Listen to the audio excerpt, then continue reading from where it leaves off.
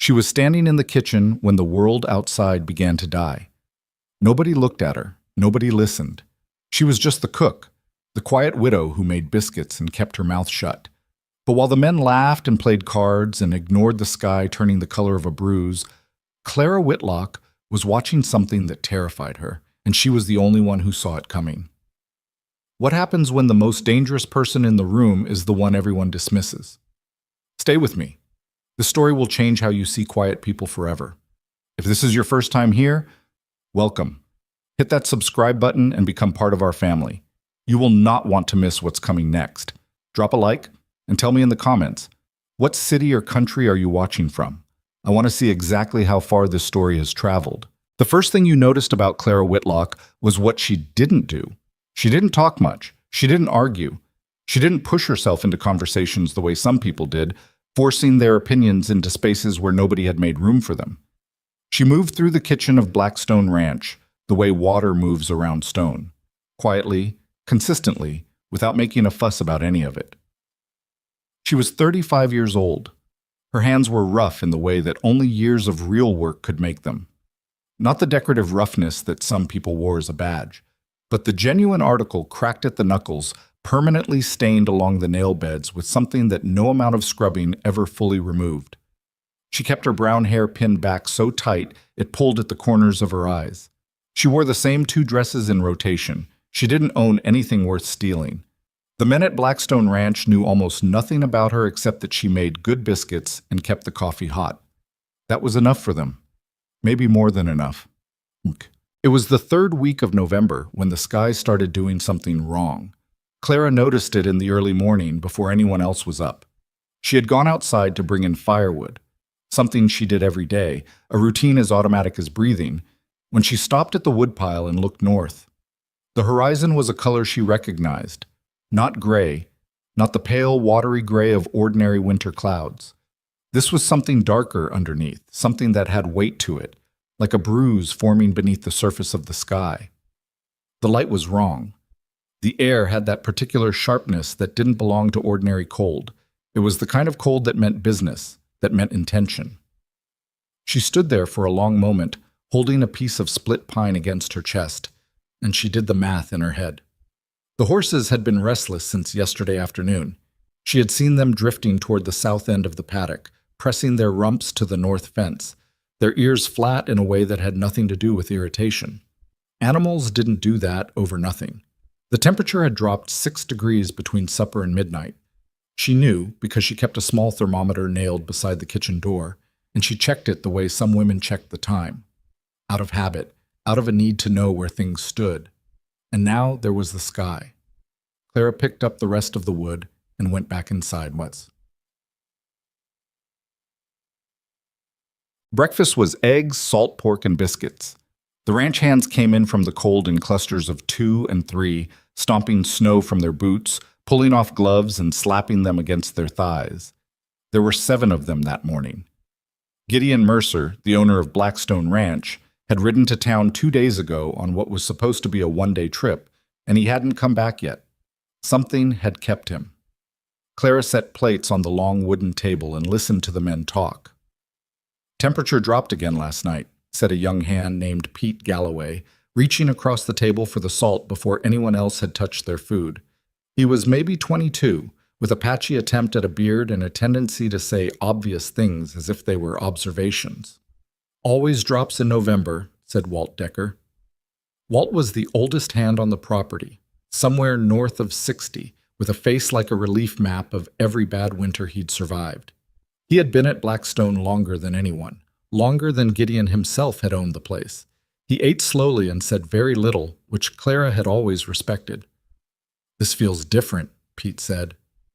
"Every year feels different when you're young," Walt said, and went back to his eggs. Clara poured coffee around the table without being asked. She paused at the far end, near the window, and looked north again through the wavy glass. The sky had darkened since she'd last checked. The bruise had spread. She opened her mouth, closed it, set the coffee pot down on the iron trivet, and went back to the kitchen. She tried once, mid-morning, when most of the men were outside near the barn. She had thought about how to say it. She was not the kind of woman who walked up to people and delivered pronouncements. She knew how that went. She had tried it before, years ago at a different place, and she still remembered the way the men had looked at her. Not angry, exactly, which might have been easier to deal with, just amused, like she had said something endearing. "Don't worry yourself, ma'am. We've got it handled." So she chose Pete Galloway, figuring he was the most likely to actually listen, or at least the least likely to make her feel stupid for trying. "Pete," she said, catching him near the fence post he was supposedly checking for rot, "I need you to do something." He turned around with that easy, slightly condescending smile that young men gave to women they considered harmless. "What's that, Miss Clara?" "There's a blizzard coming, a bad one. I think it'll hit before dark." He looked at the sky. Then he looked back at her. The smile didn't leave exactly, but it shifted into something more patient, more careful, the way people adjusted their expressions when they were about to disagree with someone they didn't want to offend. "It does look a little gray," he said. "It's not a little gray. Look at the horses. Look at how they're standing." He glanced toward the paddock, squinting. "They look fine to me. They're facing south, all of them. Their backs are to the north. Animals just do things sometimes, Miss Clara." She held his eyes for a moment. He didn't look away, but she could see something in his face. Not cruelty, nothing calculated. Just the absolute, unshakable certainty that she was mistaken. That she was being anxious in the way that women were sometimes anxious. That he, Pete Galloway, age 22, with one full Montana winter under his belt, understood the situation better than she did. "All right," she said. She turned and walked back toward the house. Okay. She did not waste any more time trying to convince anyone. This was the part of Clara Whitlock that almost nobody understood, because from the outside it looked like giving up. She had asked, she had been dismissed, and now she stopped asking. But she didn't stop moving. Back in the kitchen, she pulled out the 2 largest iron pots she owned and started filling them with water from the indoor pump. If the pipes froze, and they would freeze if this storm was what she thought it was, they would need reserve water inside. She worked fast, efficiently, without any wasted motion. The water situation took her 15 minutes. Then she went to the root cellar and did an inventory in her head. They had enough flour for 4 days, enough salt pork for 6, enough dried beans to last longer than anyone would want to eat dried beans. The bread she had baked yesterday was sitting on the shelf. She pulled it down and wrapped it in cloth. The apples in the barrel at the back were still firm. Good. She pulled extra blankets from the storage chest in the hallway and stacked them near the main fireplace. She added wood to every fire in the house, building each one larger than usual, not for immediate warmth, but to build up a bed of coals that would hold heat for hours. She was on her 3rd trip with firewood when Walt Decker came through the back door and stopped. He stood in the doorway for a moment, watching her stack wood along the kitchen wall, with the focused efficiency of someone who had stopped worrying about what anyone thought of her. His old eyes moved around the room. The full water pots, the extra blankets, the bread wrapped on the shelf. He didn't say anything for a long time. "How bad?" he finally asked. She looked up at him. "Bad enough that we need the cattle in the South Canyon before nightfall. The wind will come from the north. That canyon blocks it." Walt was quiet again. He pulled his gloves back on slowly, one finger at a time. "The boys won't like taking orders from—" He stopped himself. "I know," Claire said. "I'll tell them it's my call," Walt said. "If you tell me what needs doing." She told him. What followed was 3 hours of barely organized chaos that Clara watched partly from the kitchen window and partly from the back porch, where she stood giving Walt quiet instructions that he then delivered to the other men in his own words, in his own voice, with the authority of 60-something years that nobody questioned. The cattle were the hardest part, moving 40 head of cattle in deteriorating weather, with the temperature falling and the wind picking up, was grinding physical work that left men cursing and slipping in the churned mud and snow near the south pasture gate. Clara watched Pete Galloway fall twice in the first 10 minutes. She watched a hand named Ruiz get kicked in the shin hard enough that he limped for the rest of the afternoon. But the cattle moved. Into the South Canyon they went, reluctant and bellowing, their breath coming out in clouds, hooves scrabbling on the frozen ground at the canyon entrance. Clara had been right about the canyon. Even from where she stood, she could feel the difference in wind the moment the terrain changed. The rock walls cut it. Not completely, but enough. Back at the ranch, Walt pushed the men through the rest of the list. The weakest window in the bunkhouse got its frame reinforced with scrap lumber. The barn doors were latched with extra rope. The small building that served as a tool storage shed got its roof weighted with stones from the fence line, because Clara had told Walt that the north-facing pitch was loose and would go in a serious blow. By 4 in the afternoon, the sky to the north had turned the color of a slate roof, dark and low and absolute. Pete Galloway walked past Clara on his way back inside and stopped. He looked at the sky. He looked at her. He didn't say anything, but the smirk was gone. The blizzard arrived at sundown like something that had been waiting all day to stop being polite. Clara heard it first as a change in sound. The wind that had been picking up and dropping all afternoon suddenly settled into one sustained, high-pitched note that came from somewhere north of the ridge and just kept coming. The windows rattled in their frames. The fire in the main room shuddered sideways for a moment before pulling itself back. Then the snow hit. Not the soft, drifting snow of movies and Christmas cards. This was horizontal. This was frozen and driven and mean. The kind of snow that got into every gap and crack and worked its way through. The world outside the kitchen window disappeared in under 5 minutes. Not slowly, not gradually, but all at once, as if someone had hung a white curtain over every window in the house. The temperature inside, despite the fires, dropped 2 degrees in the first hour. Clara moved through the house like she'd been preparing for exactly this her entire life, because in some ways she had. She had grown up in the kind of circumstances that taught you to take stock of what you had and make it enough, whether you wanted to learn that lesson or not. Her first husband had died of a fever during a cattle drive when she was 26, leaving her with no income and a reputation as a widow that somehow made her less trustworthy in people's eyes rather than more experienced. She had worked as a ranch cook for going on 9 years since then, in 4 different places, in 3 different states. She had survived all of it not by being remarkable, but by paying attention when everyone around her was looking at something else. She checked each fire. She brought the men food, a stew she had started that morning, heavy with salt pork and potato, the kind of food that sat in your stomach and kept you warm from the inside. She redistributed the blankets when she noticed that 2 of the youngest hands had given their extras to the older men without saying anything about it, which was either generosity or stupidity depending on how cold it got tonight. So she brought them 2 more each. Walt sat near the main fireplace, saying very little, watching Clara work. "You've seen one like this before," he said at one point. It wasn't really a question. "2," she said, not looking up from the stew she was ladling into bowls. "Once in Wyoming, once further north than this." "Wyoming one bad?" "Lost a man," she said. "Went outside to check on his horse. Didn't come back." Walt was quiet. "That's why I was particular about the horses," Clara said. She had made sure before the storm hit that the horses were inside the barn with extra feed and the door latched from outside with enough rope that the wind couldn't work it loose. It had taken her 20 minutes, and she had done it herself because she hadn't wanted to argue with anyone about whether it was necessary. Around midnight, the wind hit a register that Clara felt in her back teeth. The main fire blazed and the men slept in shifts, nobody wanting to sleep too deeply in weather like this. Ruiz's leg, where the cattle had kicked him, had stiffened up badly enough that he was moving with a pronounced limp, but he refused to complain about it in a way that Clara found both admirable and exhausting. Pete Galloway sat awake near her at the kitchen table, long past when he should have been asleep.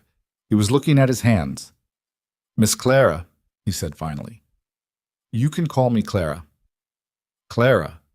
He seemed to test the word, the informality of it. "How did you know? This morning, the storm." She thought about how to answer that. She could give him the full explanation. The horses, the temperature drop, the color of the sky, the way the air had smelled when she went out for wood. But she thought about what he would actually hear if she said all that, and she wasn't sure it would land the way she intended. "Same way you know anything," she said. "You pay attention long enough." He was quiet. Outside, the wind screamed at the eaves. "We would have lost the cattle," he said. "Yes." "And the water supply would have frozen." "By morning, yes." He nodded slowly, like he was filing something away. He was young, but he wasn't stupid. She gave him that. "I'm sorry I didn't listen this morning," he said. Clara looked at him for a moment. He meant it. She could tell when people meant it and when they were just saying the shape of the words. "You can make it right by listening next time," she said. She pushed back from the table and went to check the fire. The storm peaked sometime in the early hours before dawn. Clara sat by the kitchen window in the dark, watching nothing. There was nothing to watch, just white, obliterating white. And she listened to the house hold itself together around her. The roof creaked under the weight of snow accumulating. The window frames groaned. Twice during the night, a gust hit the north wall of the house with enough force that two of the younger hands jolted awake and grabbed for something solid. But the walls held. The fires held. The water in the pots she'd filled that morning held, still liquid, still usable, because she had placed them close enough to the fires that they didn't freeze. Everything she had done that morning, every decision she had made without anyone asking her to, every instruction she had passed through Walt to men who didn't know they were following her orders, was holding. It wasn't satisfaction exactly, what she felt sitting there in the dark. It was something quieter than that, more like the particular stillness that comes after you've done the thing that needed doing, and there's nothing left to do but wait and see if it was enough. She sat there until the sky outside began to lighten from black to deep gray to the pale, exhausted gray of a Montana dawn after a storm. The wind had dropped, not gone. Montana wind in November was never entirely gone, but dropped to something manageable, something human-scaled, something that no longer sounded like it wanted to destroy everything in its path. Clara stood up from her chair, her knees stiff, her lower back complaining in the way it always did when she sat too long in the cold. She put fresh wood on the kitchen fire. She started the coffee. She was measuring out flour for the morning biscuits when the back door opened with a crash of cold air, and a figure nearly fell through it, coated in snow so thick he was barely recognizable as a person. Gideon Mercer had made it home. He stood in the doorway of his own kitchen, ice in his beard, hands so cold they shook, staring at the warm room in front of him. The fires, the sleeping men, the stew pot, the woman standing at the flour barrel looking at him with an expression of complete, contained calm. He looked around the room the way a man looks when he was expecting disaster, and found something else entirely. "What in the—" he started. "Close the door," Clara said. "You're letting the cold in." He closed the door. Gideon Mercer was not a man who showed weakness easily. He had built Blackstone Ranch from 40 acres of frozen nothing into one of the most productive cattle operations in the valley, and he had done it largely by being the kind of man who didn't flinch. Not at hard weather, not at hard work, not at the particular brand of loneliness that came with running a remote property where the nearest neighbor was 6 miles of rough road away. He was 43 years old, broad through the shoulders, with hands that matched Clara's for roughness, and a face that had been weathered into something angular and unyielding by 15 years of Montana sun and wind. But standing in his own kitchen doorway, half frozen and shaking, looking at a room that should have been in chaos and wasn't, that cracked something in his composure that he hadn't expected. He stood there longer than he should have, melting snow pooling on the floorboards around his boots, trying to reconcile what he was seeing with what he had spent the last 4 hours imagining while he fought his way home through the storm. He had pictured frozen pipes, panicked livestock, men huddled uselessly around a dying fire while the wind took the ranch apart piece by piece.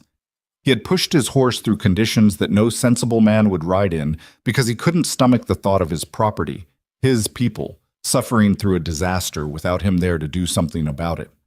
What he had not pictured was Clara Whitlock standing at the flour barrel in a perfectly functioning kitchen, looking at him like he was a mildly inconvenient draft she needed to deal with before she could get back to her biscuits. "Sit down before you fall down," she said, already moving toward the stove. "I'll get you something hot." He sat, not because she told him to, he told himself that anyway, but because his legs had decided they were done negotiating. The coffee she put in front of him was strong enough to strip paint, which was exactly what he needed. He wrapped both hands around the tin cup and felt the shaking in his fingers begin to slow. The fire in the kitchen hearth was built up high, throwing serious heat, and the room smelled like stew and wood smoke and the particular yeasty warmth of bread that had been baked recently. "The cattle," he said. "South Canyon," Clara said without turning from the stove. "They went in before the storm hit. Should be sheltered enough." He stared at the back of her head. "Who moved them?" "Walt organized the men. We got them in around 4 o'clock. "Walt's idea?" She was quiet for just a beat too long. "It needed doing," she said. Gideon looked around the kitchen again, the water pots she'd filled, which he now recognized for what they were. The extra wood stacked against the wall, the blankets folded and distributed. He was good at reading a situation, always had been, and what he was reading right now wasn't adding up the way she was telling it. He didn't push it. Not yet. He was too cold and too tired, and the coffee was doing something necessary to his insides. "Anyone hurt?" he asked. "Ruiz got kicked by a steer when we were moving them. His leg will be sore for a few days, nothing serious. Everyone else is fine." Everyone else is fine. He had ridden through conditions that had genuinely made him wonder, twice, whether he was going to make it home, and he had arrived to find everyone fine and the cattle secured and coffee already on the stove. He drank the rest of his cup in silence. He slept 4 hours, which was less than he needed and more than he thought he could manage. When he woke, gray winter light was pressing through the frost on the bedroom window, and the storm had dropped to something survivable. Still ugly, still throwing snow and surly gusts, but no longer the kind of weather that killed you just for being outside in it. He dressed and went back to the main room, where he found Walt Decker sitting alone near the fireplace, smoking a pipe and staring into the middle distance with the particular expression of a man who has been sitting with a thought for a while and isn't sure yet what to do with it. The other hands were outside. Gideon could hear them, shoveling, checking, the ordinary recovery work that came after a storm of that size. There was a lot of it to do. He sat down across from Walt and said nothing for a moment, because with Walt you could do that. Silence between them was easy, built from years of working the same land. "Tell me what happened," Gideon said finally. "Actually happened." Walt took the pipe from his mouth and looked at it. "Clara saw it coming yesterday morning, before the rest of us were even thinking about it. Come to Pete first, he didn't take her seriously." He paused. "She came to me after." "And you listened." "I looked at the horses," Walt said simply. "Same thing she'd been looking at. Then I looked at that sky." He shook his head slightly. "Should have been me who noticed first. I'll tell you that honestly. 20 years on this land and the cook had to come tell me a killing storm was 8 hours out." Gideon said nothing. "She had the whole thing mapped in her head already," Walt continued. "Cattle to the South Canyon, water reserves inside, the bunkhouse window reinforced, that north-facing one. You know the frame's been loose since August. The shed roof weighted. She knew what order to do it all in, too. Most efficient I've seen anybody work, and I've seen a lot of men think they know how to manage a crisis." "She told you all that?" "She told me and I put it in my own mouth and told the men," Walt said, "which is how it needed to happen. Some of them would have argued themselves into frostbite if they knew they were taking orders from a cook." Gideon leaned back in his chair. Outside he could hear Ruiz's voice, probably directing someone on which section of snow to clear first. The fire ticked and settled. "The cattle," he said. "Every head accounted for this morning. Dry, fed, sheltered." Walt put the pipe back in his mouth. "The Hendersons lost 11 head, I'm told. Patterson's place lost more. Fences down, pipes burst. 2 of their hands got caught outside when it hit." He looked at Gideon steadily. "We lost nothing." The weight of that sat in the room between them. "Nothing," Gideon repeated. "Not a single thing," Walt said. "Fictional." The full damage assessment took most of that day and into the next, and as the numbers came in from neighboring ranches via the riders who began moving through the valley. Once the roads were passable, Gideon felt the shape of what had happened become clearer and more significant. The Henderson spread, 6 miles east, had lost a portion of its south barn roof and 11 cattle that had been left in an exposed pasture. Old Patterson, who had been ranching in this valley longer than anyone, had suffered burst pipes that flooded his root cellar and destroyed most of his winter food stores.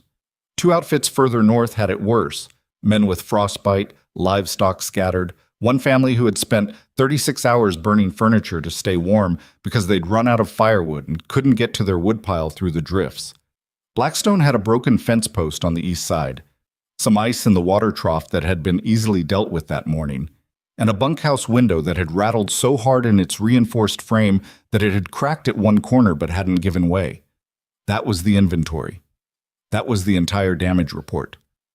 Gideon walked the property alone in the afternoon, the snow crunching under his boots, the cold air clean and sharp in his lungs, the way it always was after a storm blew through. He went to the South Canyon and looked at his cattle, restless now, ready to move, but whole, alive, every one of them. He put his hand on the flank of the nearest cow and stood there for a moment, feeling the animal's warmth against his cold palm. He thought about Clara standing at the flour barrel at 4 a.m, calm as a stone in a river, watching him melt ice on his own kitchen floor. He walked back slowly, working something out in his mind. The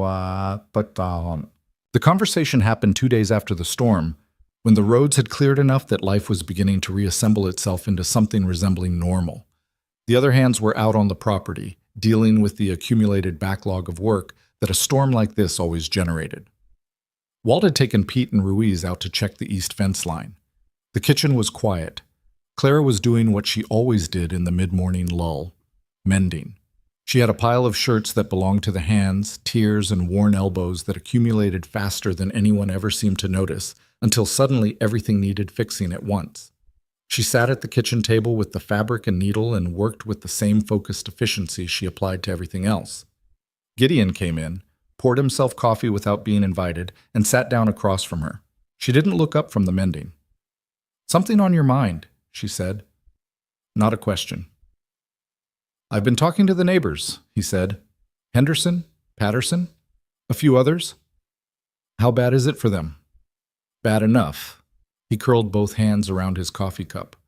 "Henderson's looking at a tough winter. Patterson's root cellar situation is serious.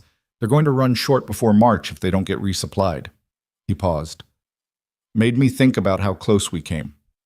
She set down the shirt she was working on and looked at him directly for the first time since he'd sat down.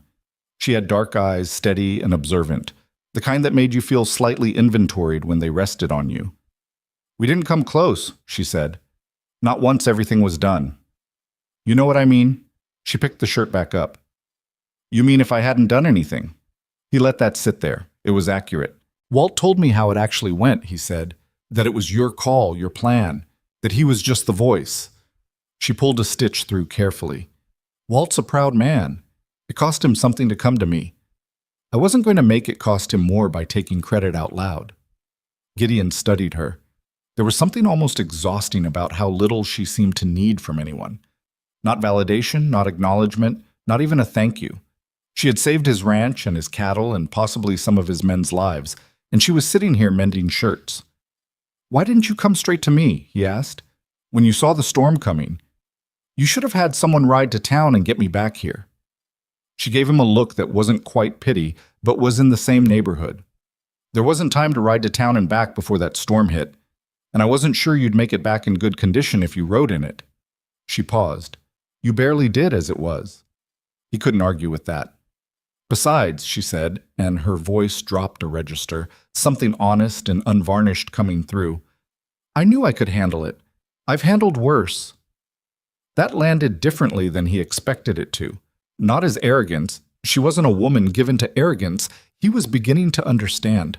More like a fact she was tired of having to conceal. A thing she knew about herself that the world around her had consistently declined to make useful. "Where did you handle worse?" he asked. She was quiet for a moment. Outside, the wind moved through the bare trees beyond the kitchen window, a dry post-storm sound, nothing threatening in it now. "Wyoming, before here. And a place in eastern Montana, before that." She tied off a stitch. "I was at the Wyoming place when a storm came through that was worse than this one. We lost a man." She had said this to Walt the night of the storm, but saying it again now felt different somehow. In the daylight, sitting across from the man who owned the place she'd been trying to protect. "After that, I started paying very close attention to what a bad sky looked like." "What was his name? The man you lost?"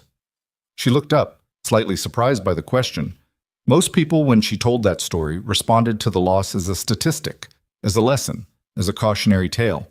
Not many asked the name. "Doyle," she said. "Emmett Doyle. He was about Pete's age, younger maybe. He went out to check on a horse, and the storm took him before he'd gotten 10 yards from the door. She looked back down at the mending. They found him in the spring. The kitchen was quiet for a moment. The fire in the hearth settled and shifted. "I'm sorry," Gideon said. "It was a long time ago," she said, which wasn't really an answer to his condolence, but was the only one she had. He sat with that for a while. He was a man who had learned, mostly through getting it wrong, that sometimes the most useful thing you could do in a conversation was not fill the silence.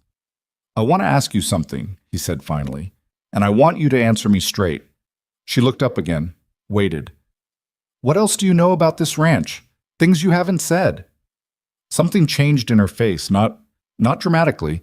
Clara Whitlock didn't do anything dramatically, but something shifted behind her eyes. Like a door that had been closed for a long time was being stood in front of, and she wasn't sure yet whether to open it. "That's a big question," she said. "I know it is. Take your time." She set the mending down completely this time, folded it over the edge of the pile, and folded her hands on the table in front of her. She looked at him with an expression that he couldn't quite read, but that seemed to contain some mixture of assessment and decision. "The creek on the north side of the property floods in spring," she said. "Not every year, but in any year where there's a heavy snowpack, which this year will be after what we just had, it comes up over the bank and takes out the lower fence line. That fence needs to be moved back 20 yards before March, or you'll be doing emergency repair work in mud up to your knees in April." Gideon said nothing. He was listening.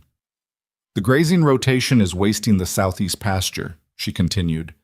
"The cattle are hitting it too hard in the second half of summer because the rotation schedule doesn't account for the fact that the grass there grows slower than the north pasture. Different drainage, I think. You're degrading it by about a third every year. Give it 2 more seasons on the current schedule and it won't recover well." She paused. He still said nothing. His expression had gone very still in the way of a man who was recalibrating something. "The roof on the equipment shed has a weak section on the south pitch. You can't see it from the ground, but the decking under the shingles is soft from moisture. You can hear it when you walk up there. It'll hold another winter maybe. Maybe not." "How do you know what the decking sounds like?" he asked quietly. "I went up and checked it in September," she said, without any particular emphasis. "After the heavy rain we had. I wanted to see if it was what I thought it was." He stared at her. "You climbed on the equipment shed roof." "I needed to know." He absorbed this. A ranch cook who climbed onto the equipment shed roof in September to check the decking and then said nothing about it because, and this was the part that was beginning to genuinely bother him, because nobody had ever thought to ask her. "What else?" he said. "There's a section of the east pasture where the ground is soft in a way that doesn't match the rest of the terrain. I think there's an underground spring feeding it. If I'm right, you could potentially dig a secondary well there and stop depending entirely on the creek during dry spells in summer." She paused. "I could be wrong, but I've walked that pasture enough times that I'm fairly confident." "How many times have you walked it?" "Most mornings, when I go for the early milking. It's on my route." He let out a slow breath. He had hired this woman to cook, and she had apparently spent a year quietly cataloging his entire property with the systematic attention of someone who planned to be there a very long time, or someone who simply couldn't stop themselves from understanding the thing they were part of. "Why haven't you said any of this?" he asked. The question was genuine, not frustrated, not accusatory, just real. She looked at him for a moment, and when she spoke, her voice was level, but there was something underneath it. Not anger, not bitterness exactly, but something that had been compressed for a long time. "Because I'm the cook, Mr. Mercer," she said. "I bake the bread and pour the coffee. The last time I tried to tell a ranch owner something he hadn't asked me about, I was reminded fairly clearly that I was paid to feed people, not advise them." She held his gaze. "I learned to wait until someone asked." The room was very quiet. Gideon Mercer had been called a lot of things over his years. Stubborn, difficult, demanding, occasionally fair and occasionally the opposite of fair. He was not a man given to easy shame. But sitting in his kitchen, listening to this woman describe a year of silence she had imposed on herself, because she had learned that offering knowledge from the wrong position got you nothing but embarrassed. That put something uncomfortable in his chest that he didn't immediately have a name for. He picked up his coffee cup, found it empty, set it back down. "Ask me your questions," Clara said. Her voice had gentled slightly, like she understood that what she'd said had landed somewhere real and wasn't interested in twisting the knife. "What do you want to know about this property?" He looked at her. "What's the most urgent thing? Not the storm damage. Before that." "The north fence before March," she said immediately. "That's your most urgent window. After that, it's the grazing rotation. You need to change that before spring turnout." She reached over and picked up the mending again, like the conversation was settled and there was still work to do. "The roof can wait until the weather breaks enough to work safely up there. Spring at the latest." He nodded slowly. "All right," he said. "All right," she said, and pulled a needle through the fabric of Pete Galloway's torn shirt cuff. He sat there another minute, not quite sure how to end a conversation that had rearranged something in his understanding of his own property. Then he stood, carried his empty cup to the dry rack beside the wash basin, and went to the back door. "Clara," he said. She looked up. "I should have asked sooner." She held his gaze for a second. Then she went back to her mending. "Yes," she said, "you should have." He put on his coat and went outside into the cold white morning, already thinking about the north fence and the distance of 20 yards and what kind of posts he'd need and how many days of work before March. And underneath all of that thinking, something else entirely. The quiet, persistent question of how much he had been missing by never once looking in the right direction. The north fence came first. Gideon didn't announce it as Clara's idea. He simply came in from his morning walk on the third day after the storm, poured his coffee, and told Walt that he wanted the north fence line moved back 20 yards before the end of February. Walt looked at him for a second with the particular expression of a man who had opinions about the timing, but had learned, over decades, to pick his arguments carefully. "Ground's frozen solid," Walt said. "Then we start on the post holes now, while we've got nothing else urgent, and we'll have a head start when it softens." Walt looked at his coffee. "That's going to be ugly work." "Most necessary things are," Gideon said, and that was the end of the conversation. Clara heard this from the kitchen, where she was rendering lard with the kind of focused attention the task required so you didn't scorch it. She said nothing. But she noted it. The way you note something you weren't sure was going to happen and now has. A quiet internal adjustment, like a door closing softly in a house that had been drafty for too long. The men started on the fence the following week. It was exactly as ugly as Walt had predicted. The ground was frozen to a depth that made every post hole a small act of violence against the earth. And the cold was the kind that got into your joints and made you feel every year you'd ever lived.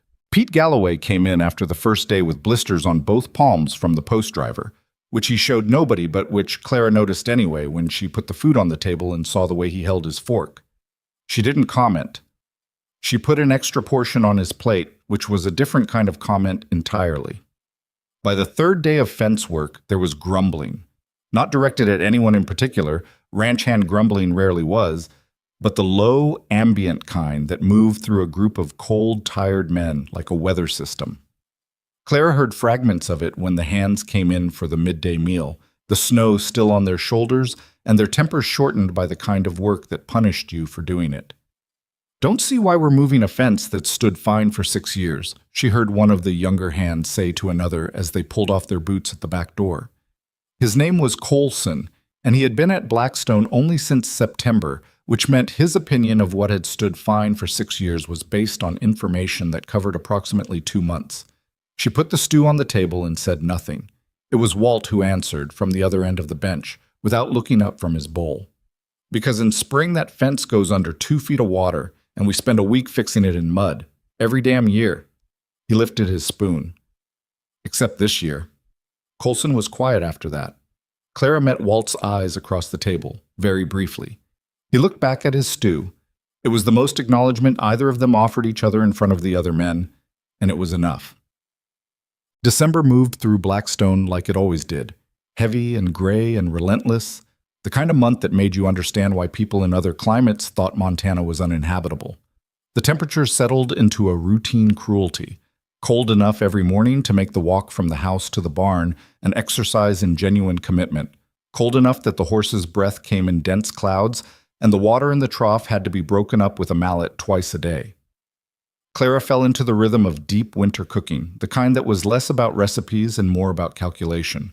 How much heat a pot of beans gave off, how long a piece of salt pork lasted, how to make flour and lard and dried fruit into something that kept men functional when they were burning through calories just keeping their bodies warm. It was unglamorous work, the kind that nobody noticed when it was done right, and she had made a kind of peace with that a long time ago. What was different now, and it was different, she couldn't pretend otherwise, was Gideon. He had started sitting at the kitchen table in the evenings, not every evening, and not in a way that announced itself as anything in particular. He'd come in after the supper dishes were cleared, pour himself coffee, and sit at the far end of the table with the ranch ledgers or a piece of correspondence that needed answering, and he'd work quietly while she did whatever needed doing in the kitchen before the next morning. Sometimes they talked. Sometimes they sat in the same room for an hour without speaking, and it wasn't uncomfortable, which surprised her more than the talking did. The talking, when it happened, was almost always about the ranch. He had begun asking her questions with a directness that she found easier to deal with than she'd expected. Not deferential, not apologetic about what he should have asked months ago, just practical and forward-looking, which suited her. He asked about the grazing rotation she'd mentioned. She explained it to him in more detail than she'd allowed herself before, drawing a rough map of the pastures on the back of an envelope with a stub of pencil while he leaned over the table and followed her lines. If you pull the cattle off the southeast pasture in early July and don't bring them back until September, you give the grass time to recover, she said. You'll think you're losing grazing land in the short run, but by the third year on the new rotation, that pasture will actually carry more cattle than it does now. He studied her envelope map. How do you know about grazing rotation? My first husband, ran cattle in Wyoming. I paid attention. He glanced up at her. You were married before. For 4 years. He died on a cattle drive, fever. He looked back at the map. How long ago? 9 years.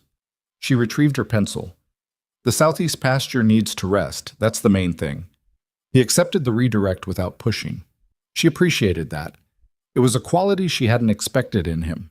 A capacity to recognize when a door was being closed and not stand in the frame asking questions about it.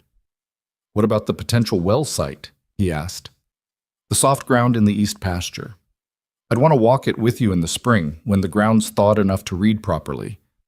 What I can tell you from walking it in the fall is that the moisture pattern is consistent in a way that usually means something underground. Could be a spring. Could be an old watercourse. She paused. Could be nothing, but it's worth investigating before summer. He nodded slowly, making a note on the ledger page beside him. She watched him write without meaning to watch, noting the way he formed his letters, tight and slightly cramped, the handwriting of someone who had learned it as a practical tool rather than an art. You could have told me all of this in September, he said, not accusatory, more like he was making himself sit with it. Yes, she said. He looked up from the ledger. And you didn't because... You know why. He held her gaze for a moment. He did know why. She had told him 2 days ago in plain language, and he hadn't forgotten it. Fair enough, he said, and went back to his ledger. She went back to the bread dough she'd been working, pressing the heels of her hands into it, and neither of them said anything else for a while. The fire settled in the hearth. Outside, the wind moved through the pines at the edge of the property in the dry, whispering way that meant no weather coming, just cold. It was the most settled she had felt in a kitchen in years, which was a fact she turned over in her mind a few times before she made herself put it away and focus on the dough. January arrived with a secondary storm, smaller than the November blizzard, but mean in its own right. 2 days of ice pellets that coated every surface in a 1/4 inch of glaze and made the walks between buildings into a genuine hazard. Ruiz went down hard on the ice between the barn and the bunkhouse on the first morning of it, and came into the kitchen gripping his wrist with an expression that he was working very hard to keep neutral. Let me look at it, Clara said, already moving toward him. It's fine, he said, which was what men on ranches said about everything up to and including broken bones. You're holding it like it's not fine. She took his wrist in both hands and moved it carefully, watching his face rather than his arm. He kept the expression controlled, but she felt the slight tension in his forearm when she rotated it. "It's not broken," she said, "but you sprained it badly. You need to keep it wrapped and stay off lifting for a week." "I can't stay off lifting for a week." "Then you'll turn a sprain into a break and be off lifting for 6 weeks." She went to the cabinet where she kept the bandaging. "Your choice, Ruiz." He sat down at the kitchen table with the resignation of a man who had decided that arguing further was more trouble than it was worth. She wrapped the wrist efficiently, tying it off in a way that supported the joint without cutting off circulation. "How do you know how to do that?" he asked, watching her work. "Practice," she said. Ranch cooks are usually the closest thing to a doctor within 20 miles. He flexed his fingers experimentally, testing the wrap.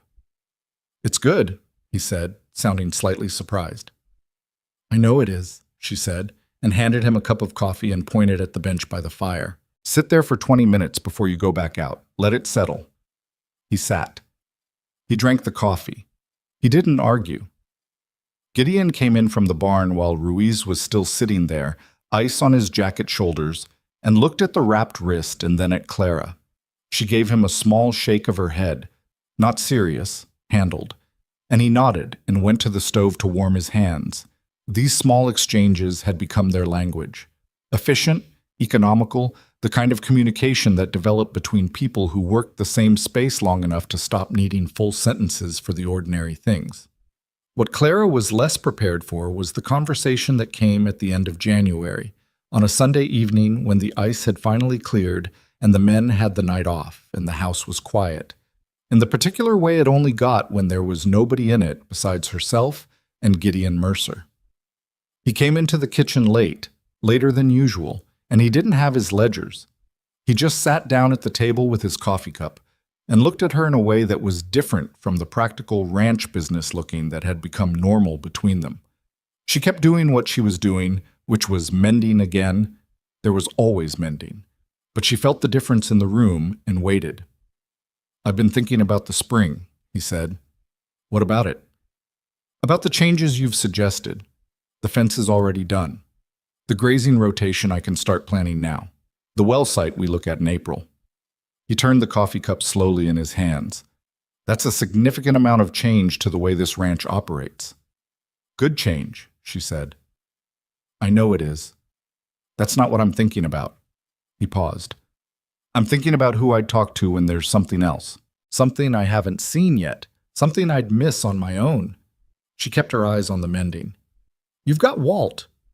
Walt knows cattle and fence lines and weather as well as any man I've met. He doesn't know what you know."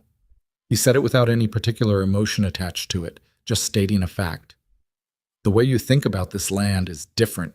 You see things in a pattern. Walt sees things one at a time." She pulled a stitch through and said nothing. "I'm not good at saying what I mean to say," Gideon continued, and something in his voice shifted slightly. Not uncomfortable, but careful, like a man picking his way across uncertain ground. "So I'm going to just say it plain. I want you to have a different role here. Not the kitchen. Something that accounts for what you actually know." She set the mending down then and looked at him. He met her eyes. In the firelight, his face was all shadows and angles, the weathering showing clearly, the years of this land written in the lines around his eyes and the set of his jaw. He was not, she thought, a man who asked for things easily. There was a cost in it for him, and the fact that he was doing it anyway meant something. "What does that look like?" she asked. "I don't know exactly. I've been trying to work that out." He rubbed the back of his neck, a gesture she had come to recognize as the physical tell for when he was genuinely uncertain about something, rather than performing uncertainty. "You'd have authority over the operational decisions. Grazing, water management, maintenance scheduling, that kind of thing. Walt answers to you on that. I handle the finances, the contracts, the relationships with the other ranchers and buyers." "The men won't like it," she said. Some of them won't. At first. Pete might be all right. Ruiz is practical enough that he'll get there. Colson will be a problem." He almost smiled. She had noticed that before, The way a genuine reaction to something would start on his face, and he'd pull it back at the last second, like he'd learned somewhere that expressions were liabilities. You've been paying attention to the men too. I pay attention to everything, she said. It came out simply, without pride or performance, just fact. I know you do. He looked at her steadily. That's why I'm asking. She was quiet for a moment. The fire popped. Somewhere outside, the wind moved through the pines. I want to be clear about something, she said finally. All right. I'm not interested in a title that's just words. If I'm responsible for the operational decisions, I make the operational decisions, not as suggestions, not as things that get filtered through Walt or anyone else. I mean them. That's what I mean too. And if it doesn't work, if the men can't operate under that arrangement, or if there's a problem between your authority and mine that we can't resolve, we say so plainly and sort it out. No going quiet and tolerating it. He nodded. Agreed. She picked up the mending again, not because she wanted to keep mending, but because she needed a moment that wasn't direct eye contact while she thought. What she was thinking was this. She had been in 4 ranch kitchens in 9 years. She had learned everything there was to learn about each property she'd worked, because that was how she was built. She couldn't be somewhere without understanding it, couldn't exist in a space without cataloging its needs and its patterns and its vulnerabilities. She had done this at each ranch and then moved on, taking the knowledge with her, leaving it behind, always the cook, always on the outside of the actual decisions that the knowledge could have informed. She thought about the storm, about the cattle in the South Canyon, about Emmett Doyle in Wyoming, who she hadn't been able to help because she was only the cook, and nobody listened to the cook until it was too late. She thought about the North Fence, now relocated, now where it needed to be, standing solid in the frozen ground because someone had finally asked her the right question. You understand, she said, that I'll do it my way. I'll be respectful, and I won't be reckless, and I'll consult you on anything that has real financial consequence. But the land management, I need to do that the way I see it, not the way it's always been done here. I wouldn't be asking if I wanted it done the way it's always been done, he said. She looked at him again. He was watching her with that still, patient expression that she had initially read as blankness and had come to understand was actually something else. The particular attention of a man who had decided you were worth listening to and was making good on that decision. All right, she said. All right, he said. They stayed in the kitchen another hour after that, Gideon with his coffee and Clara with her mending, and they began talking about the spring plan in the practical, detailed way that had become their mode. Not grandly, not with any ceremony about the fact that something had just shifted, but concretely, specifically, with the focus of 2 people who had a great deal of actual work in front of them and had just agreed to do it together. She told him the grazing rotation schedule in detail, pasture by pasture, week by week. He wrote it down in the ledger. She walked him through the maintenance priority list she had been keeping in her head, ranking each item by urgency and cost and season. He asked questions that were better than she expected, not just confirming what she said, but probing at it, testing the reasoning. At one point, she said something about the southeast pasture drainage that he pushed back on, offering an alternative explanation for the soil pattern she'd described. She listened to him, considered it. You might be right about the drainage pattern, she said. That would change what I'd recommend. He looked slightly surprised that she'd said it. You're not sure? I'm rarely completely sure about anything, she said, which was more honest than she usually was with employers. I make the best call I can with what I know. Sometimes I'm wrong. What do you do when you're wrong? Fix it and move on. She shrugged slightly. What else is there to do? He thought about that for a second. Most people I've met who are good at something have trouble admitting they might not be right about it. Most people, she said, haven't been wrong about enough things yet. He did smile then. Actually let it happen, a small one, more in the eyes than the mouth.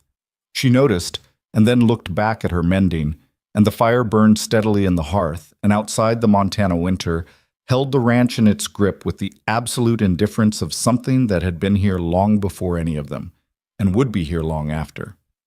And inside the kitchen, 2 people sat with the specific shared warmth of people who were beginning to understand each other, which was its own kind of survival. February arrived the way February in Montana always did. without apology and without any indication that it intended to let up. The days were short and the work was long and the ground stayed frozen and mean underfoot. Clara moved through the weeks with a clarity of purpose she hadn't felt in years, something that was not quite happiness, but was in the same general direction. The feeling of being in the right place doing the right thing, which was rarer than it sounded, and not something she had ever taken for granted. She had moved into the small room off the main house that Gideon had cleared out for her. Previously used for storage, not large, but with its own window and its own door, and a distance from the bunkhouse that meant she had quiet in the mornings, which mattered to her more than space did. It smelled like old wood and linseed oil, and she didn't mind either of those things. Coulson, as she had predicted, was a problem. He didn't make it dramatic. He was too young and too aware of his own position to do anything openly. But there was a quality to his compliance that was just short of real. The task completed in a way that said he was following her direction while reserving his opinion of whether her direction was worth following. She had seen it before in various forms, this particular brand of resistance that wrapped itself in the performance of cooperation. She let it go for 3 weeks before she addressed it. She caught him alone at the equipment shed one afternoon repairing a harness he had been supposed to fix 2 days ago. He looked up when she came in, and the slight adjustment in his expression was quick, but she caught it. "Coulson," she said. "Ma'am." She came to stand beside him and looked at the harness. He had done about a third of the work.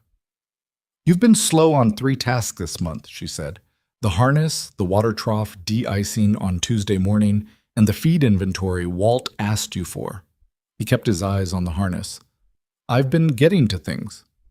"I know you have. I'm not asking you to get to them.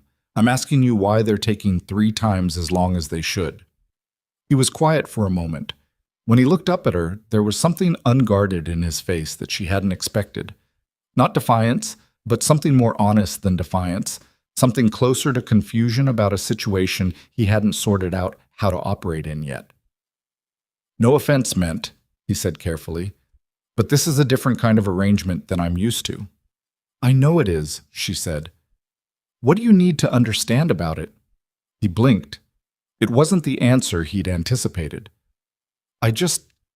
It feels strange taking orders from the—" He stopped himself. "The cook," she finished for him without heat. "I didn't mean it as an insult." "I know you didn't, but here's what I need you to understand, Coulson." She met his eyes and held them. "I don't care what my title was before. What I care about is whether this ranch runs well and whether the people on it are safe. That's it. I'm not asking you to like the arrangement. I'm asking you to do the work." He was quiet. "The harness," she said. "What does it need?" He looked down at it, and something in his posture shifted, the resistance sliding sideways into something more neutral. He started explaining what the harness needed, and she listened, and asked one question that improved the repair approach he'd been planning to use, and he acknowledged the improvement without making a production of it. It wasn't resolved, not entirely, but it was a start. She understood that some things took time, that you couldn't argue people out of their hesitations with a single conversation, and that proving yourself happened through accumulation, not declaration. She walked back to the main house in the cold late afternoon, the sky beginning to purple at the western edge where the sun was dropping behind the ridge, and she thought about the spring, about the fence already in place, about the pastures, the well site, the equipment shed roof that needed addressing before the warm weather came, and the wood dried out and became a different kind of problem. There was a lot of work ahead. She had known that going in. She pushed open the kitchen door, let the warmth of the house come out to meet her, and started thinking about supper. Spring came to Montana the way it always did. Not gently, not in the soft pastel way that people who had never experienced a northern thaw imagined it, but grudgingly, in fits and starts, the ground giving up its frost in stages like a man conceding an argument he's been losing for weeks. There would be 2 warm days that made you think it was over, and then a hard freeze that reminded you the season changed on its own schedule and not yours. Clara had been watching for the thaw since February, not because she was tired of winter. She had made her peace with Montana winters a long time ago, but because the thaw was when the land told the truth. The snow pulled back, and what was underneath came forward, and you could see exactly what the cold months had done and what they hadn't, which creeks had moved, which ground had shifted, which predictions had been correct, and which needed revising. She looked forward to it the way a doctor looks forward to a follow-up examination. Not for pleasure, but for information. The north fence line was the first confirmation. The creek began running hard in the second week of March, snowmelt pushing down from the ridge with the accumulated energy of the entire winter, brown and fast and carrying debris along its edges. Claire stood at the bank on a Tuesday morning watching it rise, timing it against the old fence line stakes she had left deliberately in place so she could measure the difference. By Wednesday afternoon, the water had come up over those stakes by 14 inches. The new fence line, 20 yards back, stood dry. Walt came to stand beside her at the bank without being asked. He looked at the water. He looked at the stakes. He said nothing for a long time. "You want to say it, or should I?" Clara said. "I'll say it," Walt said. "You were right." "The stakes are under 1.5 feet of water," she said, not to rub it in, but because the specific number mattered. "That's not even a heavy melt year. Last winter was worse than usual. If this had been an average snowpack, those stakes would still be dry right now, and I'd have had to argue harder about the fence." Meaning this year the old fence line would have gone under for certain. By 2 feet minimum, and we'd be doing emergency repair in mud and runoff for a solid week. She looked at the brown water moving fast past the stakes. "Instead, we're standing here watching it." Walt put his hands in his coat pockets. "Coulson still giving you trouble?" The change of subject was deliberate, Walt's way of closing one conversation before it became self-congratulatory. She respected that instinct. "Getting better," she said. "Slowly." "Pete's solid," Walt said. "Ruiz does what's needed.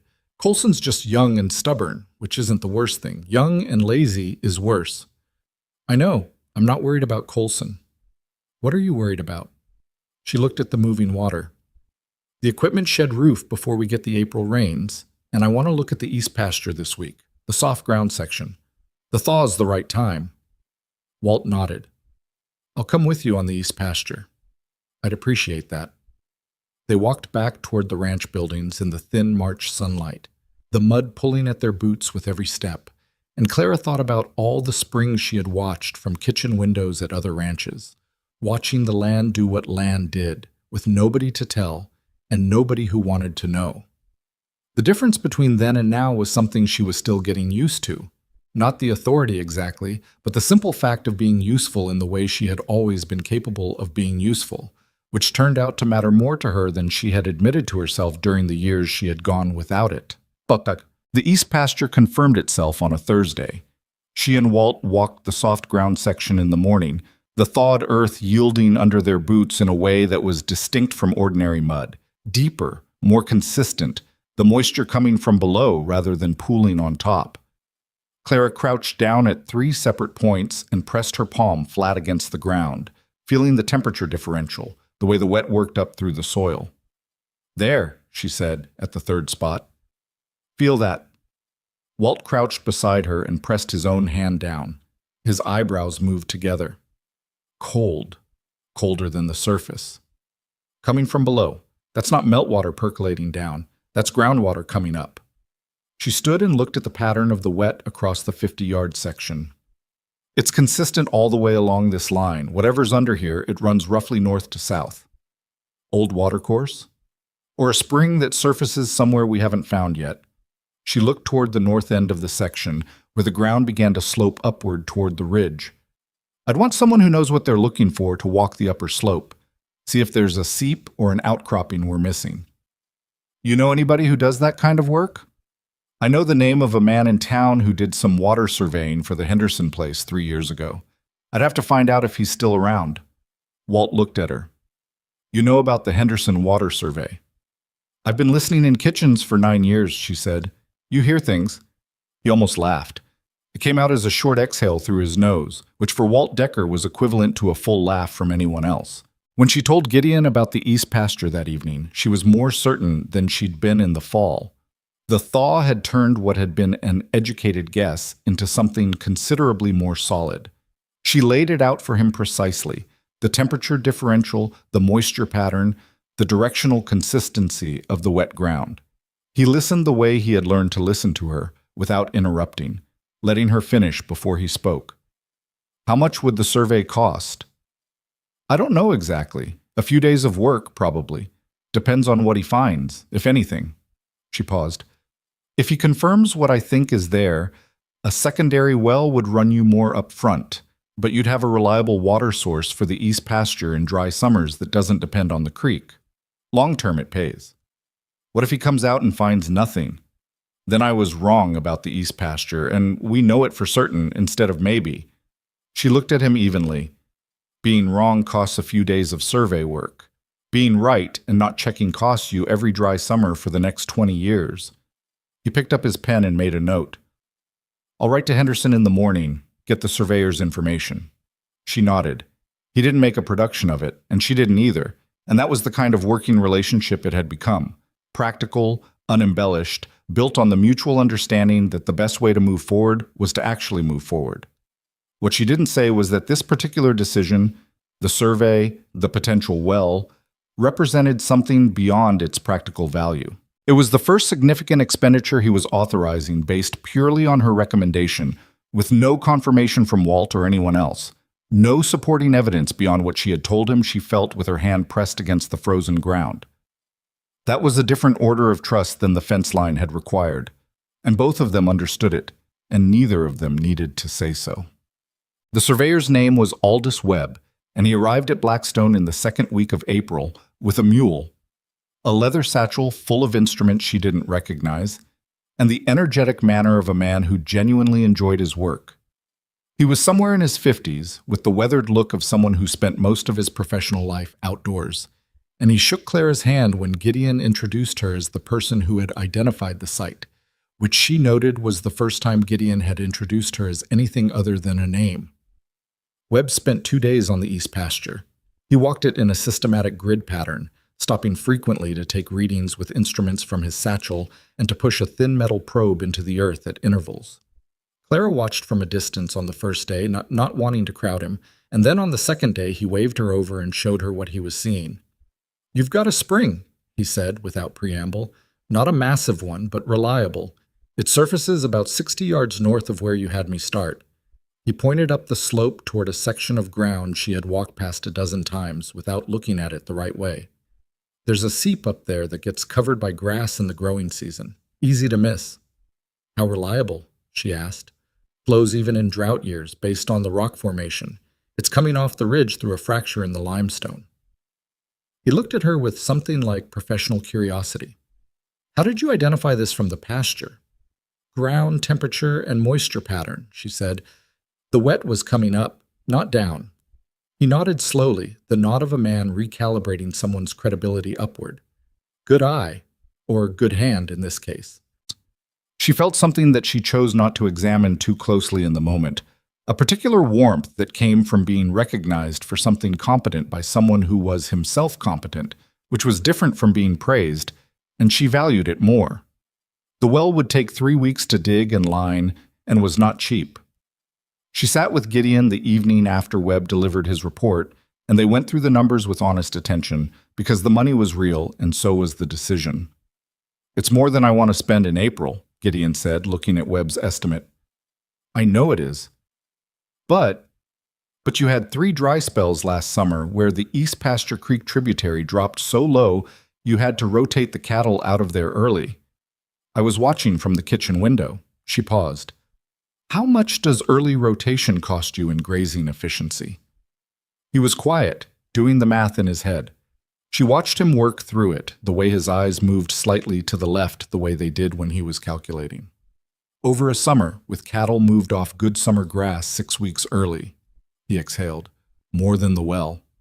"Most things worth fixing cost more up front than they save in any given year," she said. "That's why people put them off." He looked at her. "You put them off because the money isn't there when the problem isn't acute." "Yes, and then the problem becomes acute and costs twice as much." She folded her hands on the table. "This is your call. It's your money. What would you do?" She considered the question seriously because he was asking it seriously. "I'd dig the well," she said, "but I'd push back on Webb's timeline. 3 weeks is generous. If you push him to 2, you save on his day rate, and the men helping him can go back to the pasture rotation work sooner." He nodded. "I'll talk to him in the morning." Tell him we'll feed him well, she said, standing to clear the table. He seems like the kind of man who responds to that. Gideon looked at her with the small, restrained expression she had come to recognize as his version of being genuinely amused. Is that a negotiating strategy? It's an observation, she said. Use it how you want. What? The equipment shed roof happened in the first dry week of April, before Webb arrived, because Clara had been watching the weather and identified a window of 4 consecutive dry days that she didn't want to waste. She told the men at breakfast on Monday morning what needed doing. Walt backed her without being asked. Pete Galloway, who had turned out to have an aptitude for carpentry that nobody, including himself, had fully recognized, took on the roof work with a genuine interest that made the whole project go faster than she'd planned for. Coulson was on the ground crew passing up materials. He worked without complaint, which was progress. On the second day, Pete found the soft decking section she had identified in September and called down to report it. It's worse than it looks from the edge, he said, his voice floating down from the pitch of the roof. The section here is about 8 feet across, not 6. Clara was below, shading her eyes to look up at him. How bad is the underlayment? Rotten through in 2 places. If we'd had a heavy wet snow on this pitch this winter. I know, she said. You knew about this in September? I climbed up and checked after the heavy rain. There was a pause from above.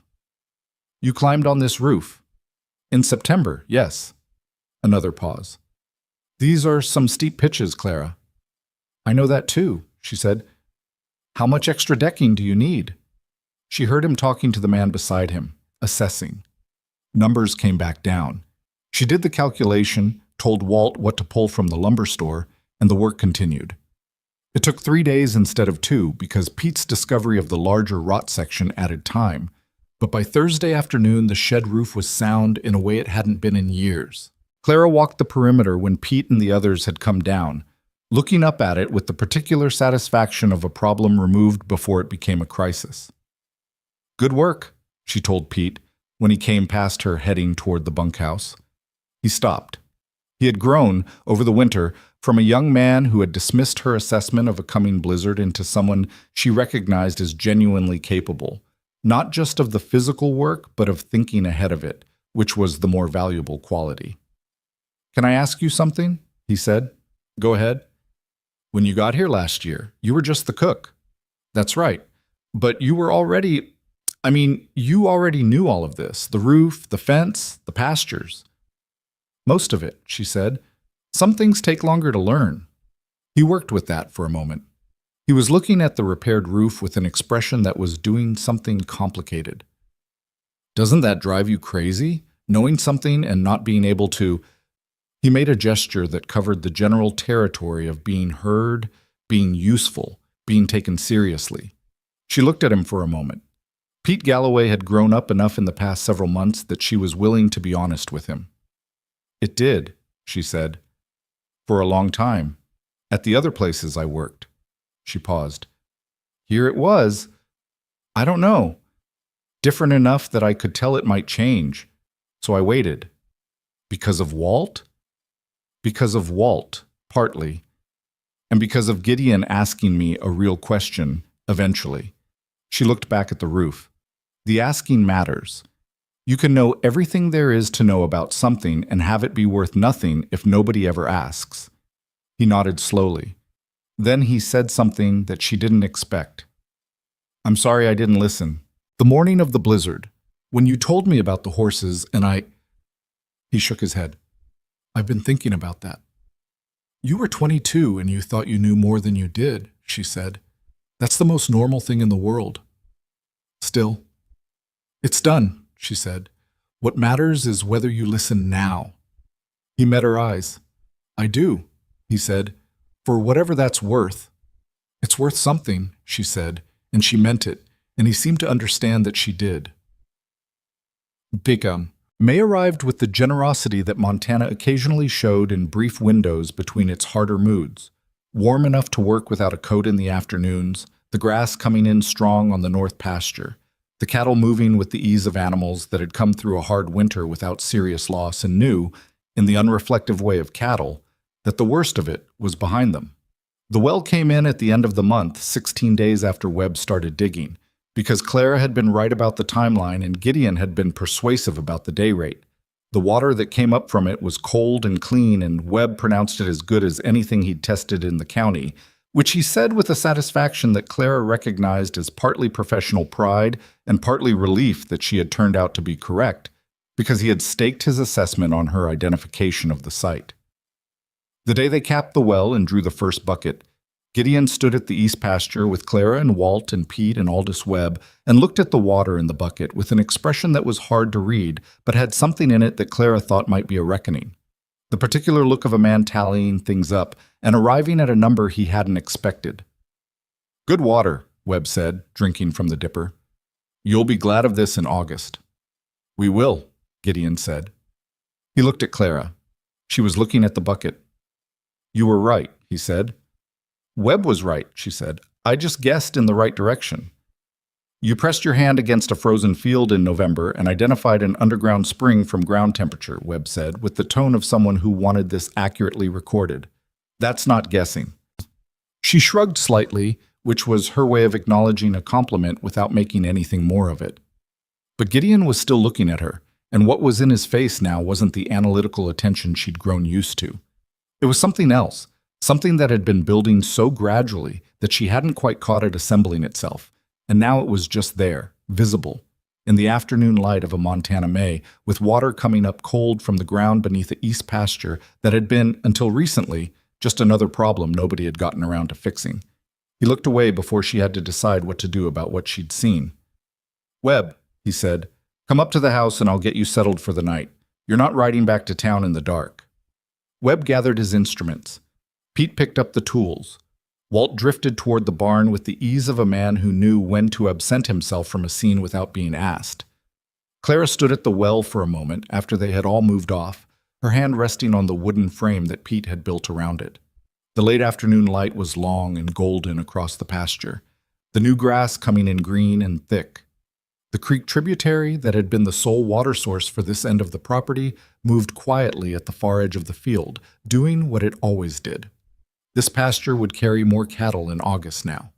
Better watered grass grew thicker and longer, and cattle on better grass gained weight faster, and better weight meant better prices at market. The math was simple, and the outcome was months away, but it was coming, and Clara could trace the line of causation clearly from her hand on a cold field in November to this moment with the sun going down and a new well capped and ready. She thought about the Wyoming ranch, about the kitchen window she had looked out of there, watching the land and saying nothing. She thought about Emmett Doyle, who had gone out in the dark and not come back. She thought about every place she had worked where she had understood the land better than the people who owned it, and had kept that understanding packed away in herself like something she'd stopped expecting to be useful. She was not a person given to sentiment, and she was not going to start now. She walked back across the pasture toward the ranch house in the long evening light, her boots pressing into the new grass, the air smelling like thaw and earth, and the particular green smell of a Montana May that you forgot about in winter and remembered again every spring, like something recovered rather than discovered. It was June when things shifted between them in a way that couldn't be filed under ranch business, and both of them knew it. She was working at the kitchen table after supper, going over the grazing schedule for the summer with the pencil and envelope method she had adopted for planning work, when Gideon came in and didn't go to the ledgers. He stood at the stove for a moment, poured coffee, and then didn't sit down at his usual end of the table. He stood near the window instead, looking out at the June evening, which was still light at 8 o'clock in a way that felt almost extravagant after the short, dark days of winter. She kept her eyes on the grazing schedule. She was aware of him standing there in the way you are aware of a change in air pressure, not looking at it, but feeling it. "Clara," he said. "Yes." "I've been trying to figure out how to say something for about 3 months. She set her pencil down. Usually when someone says that, the something is either very good or very bad. "I'm not sure which it is," he said, which made her look up. He was looking at her now, not out the window. He had the expression he got when he was being careful about something. The slight tension around the eyes, the jaw set in a way that said he had decided to do this and was doing it before he could change his mind. I respect you a great deal, he said. I want to say that first, because what I'm going to say next could be mistaken for something that contradicts it, and I don't want that. She waited. I'd like to court you, he said, if that's something you'd consider. The kitchen was very quiet. The fire had burned down to coals, and the evening light came through the window at an angle that made the room feel like something outside of ordinary time, which was unsettling in a way she didn't entirely dislike. She looked at him for a long moment. He held still under the looking, which she appreciated. A man who couldn't be looked at steadily when he was saying something serious was a man who wasn't sure he meant it. I'm going to be honest with you, she said. I'd expect nothing else. I've been careful around this since January, she said, because I couldn't work out whether what I was seeing was real or whether it was just... She paused, reaching for the accurate word, and not the easy one. Whether it was the situation. 2 people in a kitchen in February. It can look like something it isn't. I've thought about that too, he said. And I've spent 6 months watching you make decisions, argue with me about grazing rotations, tell Coulson the plain truth about why he was being difficult, and put your hand on a frozen field in November and come up right. Something in his voice was different from the usual register.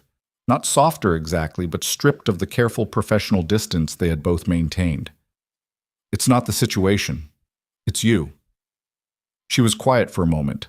She was 35 years old and she had been a widow for 9 years, and she had learned, through the particular education of being alone in a series of other people's kitchens, to be very careful about what she let herself want. Wanting things that weren't available to you in your position was an expensive habit, and she had broken herself of it with the thoroughness of a woman who couldn't afford otherwise. But this was different, and she had known for a while that it was different, which was why she had been so careful. I'd consider it, she said, on the condition that it doesn't complicate the work. If it does, we say so plainly and deal with it. Agreed. And I won't be told what I can or can't do with the operational management because of it. That stays separate. I wouldn't want it any other way, he said, and she believed him because she had watched him operate for 6 months, and she knew the difference between what Gideon Mercer said and what he meant. And with him, those 2 things were usually the same. All right, she said. He let out a slow breath that she thought he might have been holding for 3 months. All right, he said. She picked her pencil back up and looked at the grazing schedule. Sit down, she said. I want to go over the summer rotation before it gets dark. I need your read on the north pasture carrying capacity. He sat down. He pulled the schedule toward him, and they spent another hour at the kitchen table talking about cattle and grass and water because that was the work. And the work didn't stop because something else had started. And both of them understood that this, the ability to do both things at once, to be what they were to each other and still be serious about the land they were both committed to, was not nothing.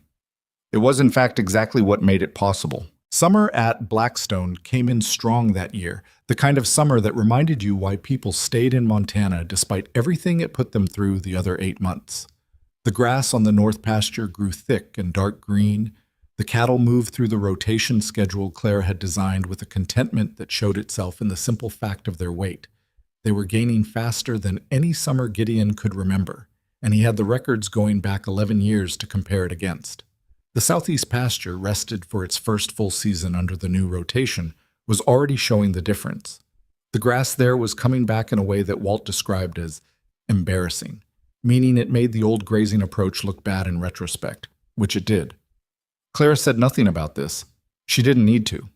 The east pasture well drew its first serious use in July, when a 3-week dry spell dropped the creek tributary to a trickle that would have forced early rotation on the summer schedule. Instead, the cattle drank from the well, and the grass held, and the rotation stayed on track.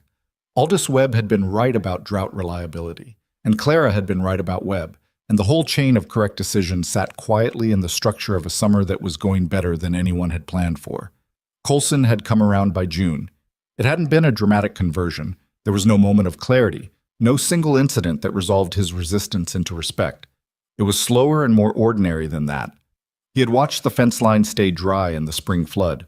He had worked the well dig alongside Pete and come up understanding that the woman who had identified the site had done so with her bare hand on a cold field, which was a fact that he turned over for a while before it settled into something he could work with. He had been present the morning Clara renegotiated a supply delivery with a merchant from town who had tried to short the order and charge full price, and he had watched her dismantle the man's invoice line by line with the particular quiet precision of someone who knew exactly what she was doing and couldn't be rattled out of it. After that, Coulson started finishing his work on time. She noticed, but didn't comment. Some things were better received without ceremony, and the transition from resistance to reliability was one of them. You acknowledged it by treating it as normal, which was what she did, and that was that. What she hadn't anticipated was Henderson. Frank Henderson was the owner of the ranch 6 miles east, the one that had lost 11 cattle in the November blizzard.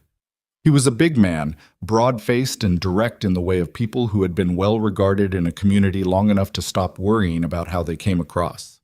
He had been ranching this valley for 20 years.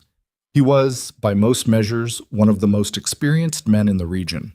He rode to Blackstone on a Wednesday in late July, tying his horse at the post and coming to the main door with his hat in his hands, which Clara noted was a deliberate choice for a man like Henderson. He wasn't the hat and hands type by default. Gideon met him in the front room and Clara stayed in the kitchen, but the house was small enough that sound carried when people forgot to lower their voices, and she wasn't actively not listening. "I want to talk to whoever made those calls last November," Henderson said. "The cattle in the canyon, the water reserves, the whole operation. Because I've been hearing things all winter, and I want to know how Blackstone didn't lose so much as a fence post." "Clara Whitlock," Gideon said. "She manages our land operations." A pause. "The cook." "She was the cook," Gideon said, and his voice was neutral in the way it got when he was saying something he'd thought through. "Now she manages the ranch operations. The cook position is separate." Another pause, longer. "Can I talk to her?" Gideon came to the kitchen doorway. Clara was already looking at him. He raised an eyebrow slightly. "Up to you." She dried her hands on her apron and went through. Henderson looked at her in the way that men like Henderson looked at women who had been described to them in terms they hadn't anticipated, recalibrating rapidly, trying not to show it, not entirely succeeding. He was in his 50s, with honest eyes, and she decided within about 10 seconds that he was the kind of man who was capable of updating his opinion when presented with sufficient evidence. "Mrs. Whitlock," he said, "I've been told you read the November storm before it hit." "I did," she said. "How far out?" "About 8 hours, maybe 9. He absorbed this. "My foreman said there was nothing in that sky until 4 in the afternoon. He was looking at the wrong things," she said. "It came out plainly, not unkindly." The horses had already told the story by noon. The temperature drop between the previous night and that morning was significant, and the color in the north sky had weight to it that meant more than standard cloud cover. Henderson was quiet for a moment. "I lost 11 head," he said, "and 2 of my men had frostbite for 2 months after. One of them still doesn't have full feeling in 2 of his fingers." She looked at him steadily. "I'm sorry." "I'm not here for sympathy," he said, but not rudely. "I'm here because I don't want it to happen again." He looked at her directly. "I want to know what you know, not just about storms, about this valley, about running land in this kind of country." It was the most significant thing anyone outside of Blackstone had said to her in years. She felt the weight of it, but kept her expression level. "That's a large subject," she said. "I know it is. I'm not asking you to solve it this afternoon." He glanced at Gideon and then back at her. "I'd like to bring my foreman to meet with you. Let you walk our property with him. Tell him what you see." She looked at Gideon. He was watching her, not Henderson, which meant he was leaving this entirely to her, which was correct. "I can do that," she said. "Not until August. We've got the rotation change coming at the end of July that needs my attention, but early August I can ride over with you." Henderson nodded. He seemed slightly surprised that she had agreed, which told her he had expected more resistance, or more negotiation, or possibly for Gideon to do the agreeing on her behalf. "That's fair," he said. "Early August." He left 20 minutes later, and Gideon came back to the kitchen doorway and leaned against the frame with his arms crossed. "You didn't have to agree to that," he said. "I know. It's not a small commitment. Walking Henderson's property, working with his foreman, that's days of your time." "Yes." She turned back to the stove. "His foreman didn't have full feeling in 2 fingers, Gideon. From a storm I saw coming 8 hours out. She adjusted the heat under the pot. I should have ridden to Henderson's in November. I thought about it and decided I didn't have the authority to go uninvited. She paused. I'm not making that decision the same way twice. He was quiet behind her. She could feel him thinking. All right, he said finally. All right, she said. She rode to Henderson's ranch in the first week of August with Walt beside her, because Walt knew the valley terrain, and because having him there meant Henderson's men were less likely to spend the first hour deciding what to make of her before they started actually listening. The foreman's name was Creed.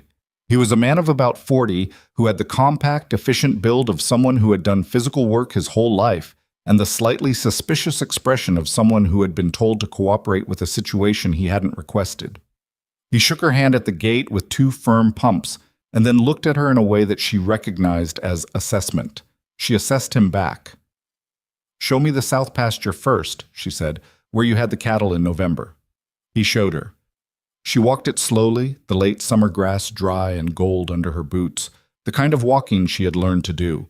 Not looking at the surface, but reading through it, the way you learn to read through anything if you did it long enough. She crouched twice. She walked the fence line. She stood at the north end and looked toward Henderson's Ridge, the same ridge she had looked at from a different angle the previous year, and she understood immediately why the south pasture had been the wrong place for the cattle. The wind comes off that ridge from the northwest in a big storm, she said. This pasture is open to it along the whole north face. There's no natural break. She turned and pointed west, toward a rise she had seen on the way in. What's on the other side of that? Creed thought about it. Old hay meadow, not much use for grazing. How sheltered is it from the northwest? The rise would cut most of it, I think. He was looking at her with an expression that was beginning to lose its suspicion in favor of something more attentive. That's where your cattle need to go in a storm like November's, she said.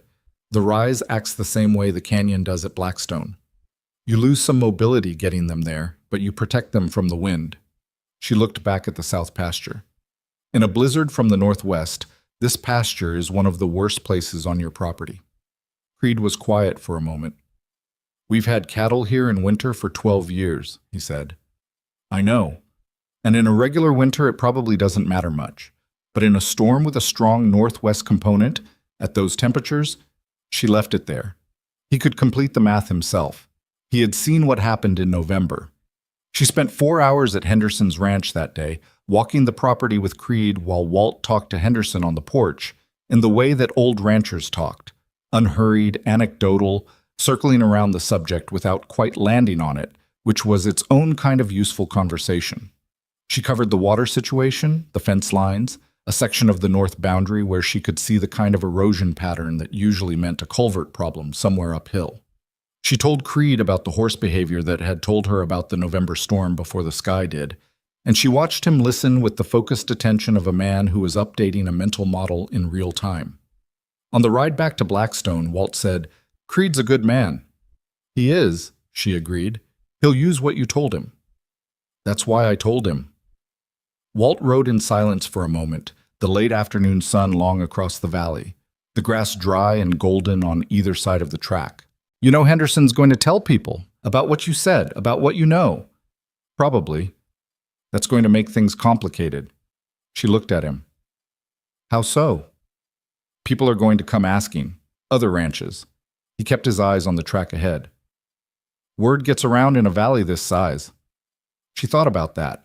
She had not thought about that, actually, which surprised her. She was usually better at following a chain of consequence forward. She had been thinking about Henderson's foreman and his fingers in November, not about what came after. Gideon should know that might happen, she said. Gideon already knows, Walt said. He's not stupid. No, she agreed. He isn't. Doubt. Gideon did know. He brought it up himself that evening, which was by now their settled routine. The after-supper hour at the kitchen table, the ledgers or the planning work, the conversation that moved between practical and personal and back again the way water moves, finding its own level. Henderson talked to 3 other ranchers at the feed store in town last week, he said, before he came to us. He had apparently been asking around about the November storm for months. Walt told me people might come asking, she said. They already have. Patterson sent a letter. He pushed an envelope across the table. She picked it up and read it. Old Patterson, whose root cellar had flooded, was writing to ask whether someone from Blackstone might be willing to consult on his spring flood management. She set the letter down. What did you tell him? I told him I'd ask you. She looked at the letter again. Patterson was not a young man. He had been in this valley longer than anyone, and his root cellar flooding had been a serious blow to an operation that was already running lean, the kind of blow that could turn a hard winter into something worse than hard. I'll write to him, she said, but I want to be clear about something first. Gideon waited.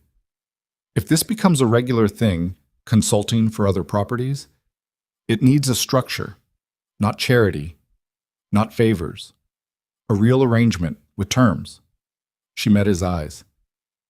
Otherwise, it's just me giving away knowledge that has value, and that's something I stopped doing for free a long time ago. He nodded once, the way he did when something she said confirmed a conclusion he'd already reached. I was going to say the same thing, he said. Were you? In those words, or close to them? He picked up his pen. What terms are you thinking? They spent an hour on it. It was the kind of conversation that would have been impossible to imagine in November, when she was the cook pouring coffee for men who were not listening. Now it was just work. Two people who respected each other working out the structure of something new, arguing about 2 points and agreeing on the rest, arriving at something that was neither of their original positions but was better for being negotiated. The second winter announced itself in October. Clara felt it the same way she had felt the November blizzard. Not with certainty, not with the dramatic intuition that people later described as if it were some kind of gift, but with the accumulated knowledge of a woman who had been paying attention to the same piece of land for going on 14 months and had built up a picture of it detailed enough to recognize when something was wrong with the frame. The signs were different this year, subtler in some ways, more pronounced in others. The temperature pattern in the first 2 weeks of October was irregular in a way she hadn't seen the previous year. The cattle were doing something with their grazing pattern that she had not observed before, pulling toward the south end of the pastures earlier than usual, a kind of instinctive preparation for the kind of pressure that was coming. She told Gideon in the second week of October that she thought they were heading for a harder winter than the last one. He looked at her across the kitchen table. Harder than last year? Probably. I'm not certain. But the signs are pointing that way, and I'd rather prepare for worse and be wrong than prepare for last year's level and be wrong the other way. He didn't argue. He pulled out the ledger, and they began going through the preparation list together, working from what they'd done last year and adding to it with what they'd learned. The cattle rotation plan for the canyon, the additional water storage, the roof on the equipment shed, now sound, the bunkhouse insulation that Pete had improved in September when she'd pointed out the gap under the north-facing wall. She wrote to Henderson and to Patterson with specific preparation guidance. The hay meadow for Henderson's cattle, the flood barrier work for Patterson's root cellar that she had specified in the summer. She wrote to 2 other ranches that had contacted her after Henderson spread the word, outlining the key indicators she was watching and what they should be doing before November. It was strange writing those letters. Not uncomfortable exactly, but strange. The experience of having knowledge that was useful to people, and having people who wanted it, and being in a position to give it without apology or anonymity.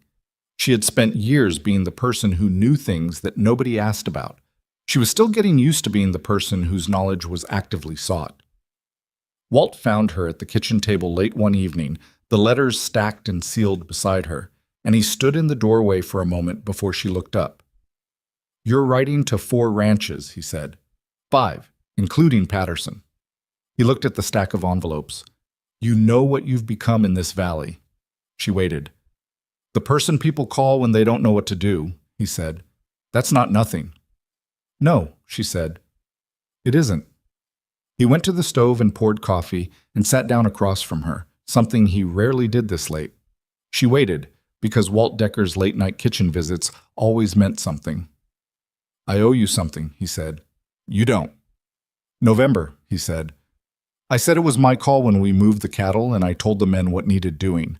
I didn't give you the credit." "I know," she said. "I told you to do it that way." Still, he turned the coffee cup in his hands. He He was uncomfortable in the way that proud men were uncomfortable when they were trying to do right by something that cost them. In front of the men, I should have said it was your call, at some point. She looked at him for a moment. Walt Decker was 60-something years old, had spent his entire adult life on ranches where the cook was the cook and the men were the men, and those categories did not require examination. The fact that he was sitting here at 10 at night saying this to her meant something real. "You came to me when it mattered," she said. "You listened when the other men wouldn't have, and you've backed me every day since November without being asked to." She held his gaze. "That's not a debt, Walt. That's just who you are." He looked at the table. "You're more generous than most people would be." "I'm practical," she said. "Carrying grudges takes energy I'd rather spend elsewhere." He almost smiled. She knew that face by now, the one where he almost smiled. "You're a good person to work with," he said, which from Walt Decker was the highest possible form of praise. "So are you," she said. He finished his coffee and went to bed, and Clara sat for another few minutes in the quiet kitchen, the letters on the table in front of her, the fire burning low, and she thought about the chain of things that had brought her here. The morning she had stood at the woodpile with split pine against her chest and looked north at a bruised sky. The hours she had spent moving through the house while the men played cards and the blizzard assembled itself out on the ridge. Pete Galloway's smirk, which was gone now. Emmett Doyle, who was also gone, but in a different way, and whom she still thought about when the weather turned mean. She thought about all the years and all the kitchens where she had known what she knew and kept it inside because the world she was living in had no shelf for it, no place where it was wanted. She didn't romanticize it. She was not a woman who romanticized things. The years had been hard, and some of them had been very hard, and nothing about being right about a frozen field or a storm on the horizon undid the hardness of them. You didn't get those years back. The knowledge had cost something to accumulate, and the cost wasn't canceled by the fact that the knowledge was now being used. But it was being used. That was the thing. Right now, tonight, on this ranch, in these letters going out to 5 properties in this valley, it was being used. That was enough. More than enough, if she was honest. The second winter arrived in the first week of December. It came from the north the way she had predicted, and it was worse than the previous year. Not one sustained blizzard, but a series of them. 3 significant storms in 6 weeks, each one dropping temperatures that tested the preparation she and Gideon had put in place. The kind of winter that emptied out poorly managed ranches and left well-managed ones damaged but standing. Blackstone lost 2 calves in the second storm to a breach in the canyon shelter that Pete found and repaired between the second and third storms in conditions that required genuine courage to work in. They lost a section of the west fence in the third storm to a drift that built up against it with more pressure than any drift Clara had accounted for, which she noted and filed for future adjustment. 2 losses and 1 fence. That was the inventory. Henderson's ranch, following the hay meadow preparation Clara had specified, lost nothing in the first storm and 3 head in the second, dramatically better than the previous year, and Henderson rode to Blackstone between storms specifically to say so, which Clara thought was decent of him. Patterson's root cellar, protected by the barrier system she had designed in the summer, stayed dry. He sent a letter in January that was 2 pages long and which Clara read twice because Patterson was not a man who wrote long letters and the fact that he had meant something. The valley came through the second winter with the differentiated results that always separated the prepared from the unprepared. And when the ranchers gathered at the feed store in town in the first week of February, when the roads were passable again, the name that moved through the conversation most frequently was Clara Whitlock, which was no longer the name of a ranch cook, but had become something more complicated and more specific, the woman at Blackstone who knew what the land was going to do before it did it, and who had apparently been willing to share that knowledge with enough people that the valley as a whole had done better than it had any right to expect from a winter like this one. She learned about this conversation from Pete, who had been in town for supplies and had heard it with his own ears. He told her about it in the barn, where she was checking one of the horses for a slight lameness she had noticed that morning. She was running her hand down the animal's left foreleg, feeling for heat, when Pete came in and stood in the doorway with the expression of someone who had just heard something they thought she deserved to know. "People are talking about you in town," he said. "People talk about everyone in a valley this size," she said, without looking up from the leg. "Not like this." He came further into the barn. Henderson was saying you predicted the whole winter pattern, that you told him in October what was coming, and he prepared for it and saved his herd. He paused. Old Patterson was there, too. He said something I thought you'd want to hear. She found the slight warmth she'd been looking for, just above the fetlock. Nothing serious. She straightened up and looked at Pete. What did he say? He said that in 40 years of ranching in this valley, he'd never had anyone explain his own land to him the way you did in the summer. Pete met her eyes. He said you told him things about his creek and his root cellar placement that he'd never understood, and he'd been looking at them his whole life. She turned back to the horse, making a mental note about the leg.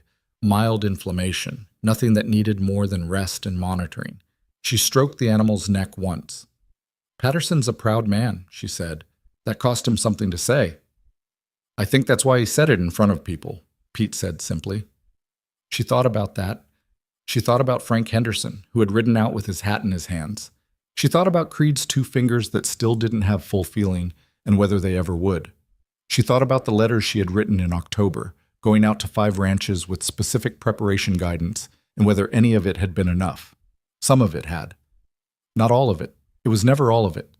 That was the thing about knowledge. It was never complete, never sufficient for every situation, never a guarantee. She had been right enough often enough to matter, and wrong enough times to stay honest about what she didn't know. That was the work. That was all the work ever was. Gideon asked her to marry him in March, when the third winter's last storm had cleared and the first tentative signs of another spring were showing in the south-facing slopes, the brown grass just beginning to think about green again, the creek running clear. He asked her outside, which she had not expected. He had come to find her at the north fence line, where she was walking the bank of the creek to assess the spring runoff potential, and he had stood beside her for a few minutes watching the water before he said anything. I want to ask you something, he said. You can ask me things without announcing it first, she said. You've been doing that for months. This one's different. She looked at him. His face was doing the thing where the expression was contained but not completely. Something visible in it that he was allowing, which for Gideon was significant. All right, she said. He asked her. Plainly, without theatrics, in the language of a man who had thought carefully about what he wanted to say and had stripped it of everything decorative until what was left was just the true thing. She was quiet for a moment. The creek moved beside them. A hawk turned on a thermal somewhere over the ridge. We'd have arguments, she said. We already have arguments. We'd have them as a permanent arrangement. I know that, he said. I'm not asking because I think it'll be easy. I'm asking because it's you. She looked at the creek. She thought about Pete Galloway asking her whether it had driven her crazy, knowing things and not being heard. She thought about the kitchens. She thought about Emmett Doyle and her first husband and the years between. She thought about the evening in June when she had told Gideon she would consider being courted, and the way neither of them had made a production of it, and how they had spent the next hour talking about grazing rotations.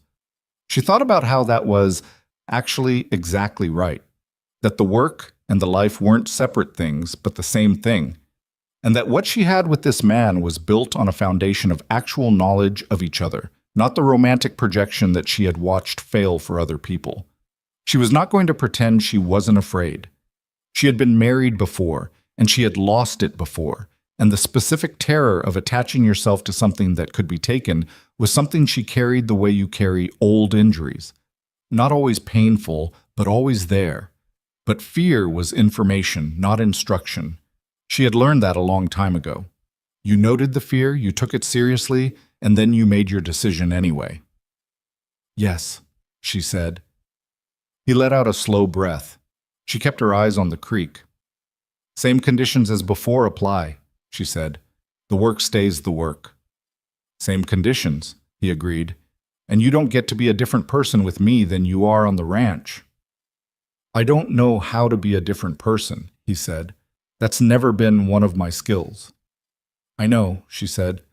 That's one of the reasons. She finally looked at him. He was looking at her with an expression that was the most unguarded she had ever seen on him. Something open in it.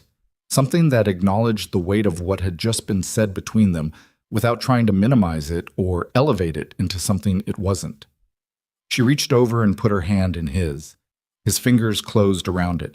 They stood at the creek together for a few more minutes, watching the water. And then Clara said, "The runoff is going to be lighter this year than last. The snowpack on the ridge is thinner. Is that good or bad?" "Good for the root cellar at Patterson's. Less pressure on the north bank." She looked at the line of the bank. "We should still keep the fence where it is. The 20-yard setback is right regardless of what the creek does in any given year." "Agreed," he said. They walked back to the ranch house together in the thin March sun, her hand still in his, and they talked about the spring rotation and the equipment shed and the letter she needed to write to a new rancher who had come into the valley in January and had already sent 3 inquiries about whether she might be willing to walk his property.